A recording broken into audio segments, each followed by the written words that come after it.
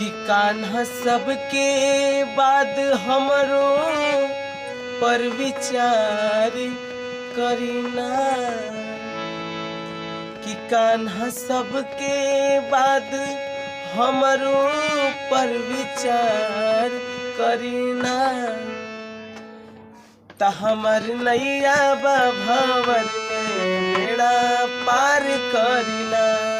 हमर नैया बा भंवर में बेड़ा पार करीना। भक्त के पुकार सुनी दौड़ी के आवेनी।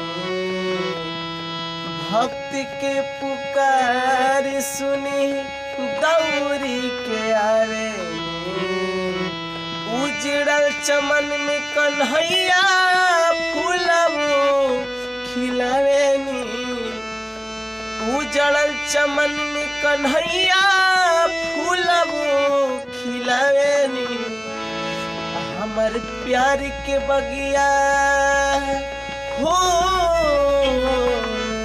हमर प्यार के बगिया सींच सींच गुलजार करीना। हमर नैया बा भंवर में बेड़ा पार करीना। हमर नैया बा भंवर में बेड़ा पार करीना। और केकर केकर बेड़ा पार करी कि बांसुरी बजा के रउआ बांस के बढ़ावनी।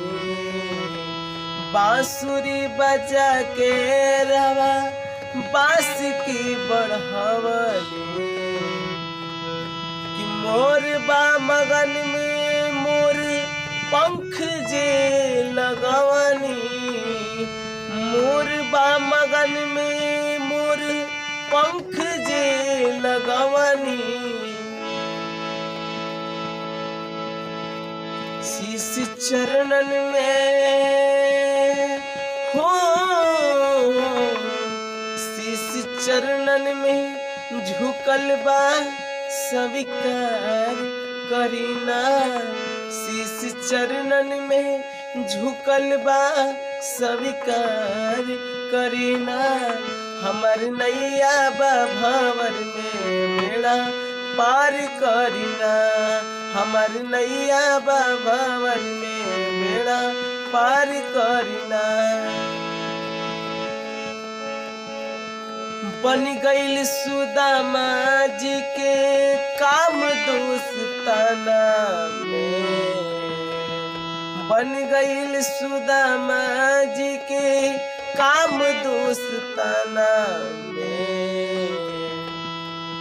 आ गईल करत मीरा भजन के बहाना में। पा गईल